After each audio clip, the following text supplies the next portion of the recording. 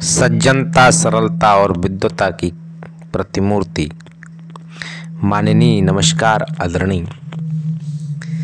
कहीं जिस विषय पर हम आज बात कर रहे हैं, देखना कहीं ये आप में तो नहीं है, आपकी ये कहानी तो नहीं है। अगर ऐसा है तो इसको कैसे बदल सकते हैं, उस पर आज बात करेंगे कि हम लोगों के अंदर अपने आप को कम मापने की भावना जो रहती है, कमतरता की जो भावना है, वो जीवन में कमी का कारण बनती है। कई लोगों को लगता है कि उनके पास जो कुछ है वो सीमित है। इस वजह से जब उनके आसपास के किसी भी व्यक्ति को कुछ मिलता है तो उन्हें लगता है कि उनके साथ अन्याय हो रहा है। उन्हें लगता है कि अब वो चीज़ उन्हें नहीं मिलेगी और उनके साथ अन्याय हो गया, अब वो चीज़ खत्म हो गई है। जिस व्यक्ति के मन में अन्याय की भावना उत्पन्न होती है, उस भावना के फलस्वरूप वो अपने आप को अपर्याप्त अनुभव करने लगता है।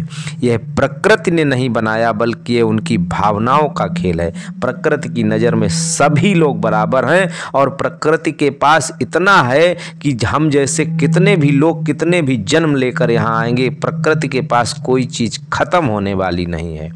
उस सीमा को सीमित नहीं किया, उस सीमा को हमने सीमित किया है। ये भावनाओं का खेल है। उस सीमा को सीमित करके स्वयं के साथ होने वाली सामान्य चीज़ों में भी व्यवधान बन जाते हैं। किसी के पास क्या है क्या नहीं है, उसके पास क्या है, इससे उसके जीवन में कोई फर्क नहीं पड़ता, लेकिन ये निश्चित रूप से है कि आपके नज़रिए में बदलाव लाता है। आपका दृष्टिकोण आपके विचारों को गति प्रदान करता है और यह गति अभौतिक ऊर्जा को आगे बढ़ाने का कार्य करती है। आपकी समृद्धि का दूसरों के पास कितनी समृद्ध है, इससे कोई लेना देना नहीं होता है।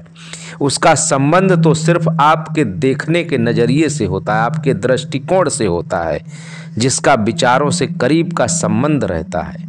यदि आपको आपका भविष्य बदलना है तो आपको आपके विचार बदलने होंगे, नई कहानी बनाना होगा, नई कहानी बताना होगा।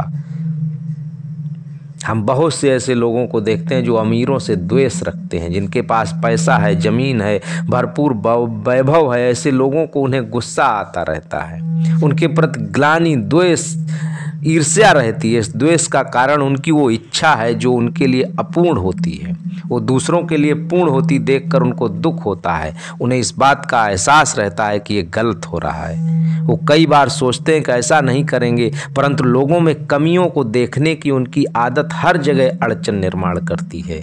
झांकिए अपने अंदर, कहीं ऐसा तो नहीं कर रहे हैं। सच बोलिए अपने आप से। अर्थात उन्हें उन लोगों पर गुस्सा आता है जो लोग उनकी इच्छा के अनुसार जीवन जीते हैं। जाने अनजाने उन्हें ऐसा लगता है कि यदि उन्हें मिल गया तो मुझे नहीं मिलेगा।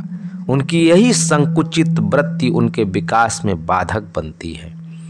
एक उदाहरण से समझिए कि ऐसा हुआ कि आपको किसी अपरिचित का फोन आया हो और उसने कहा हो कि मैं आपको जानता नहीं हूँ और कल से मैं आपको फ़ोन नहीं करूँगा। क्या आपको बुरा लगेगा?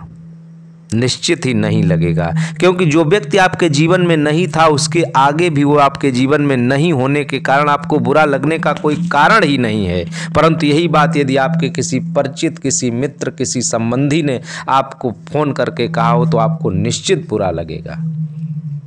मेरा अपना मुझसे दूर हो जा रहा है। इस प्रकार की भावना निर्मित होने से ही दुख बनता है।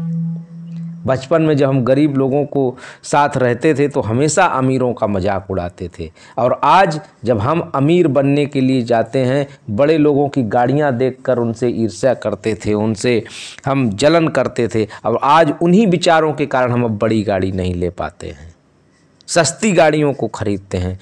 जब विचार पक्का हुआ तो इस भ्रम को तोड़ेंगे और प्रयास करेंगे कि नए विचारों को अपने जीवन में लाएं।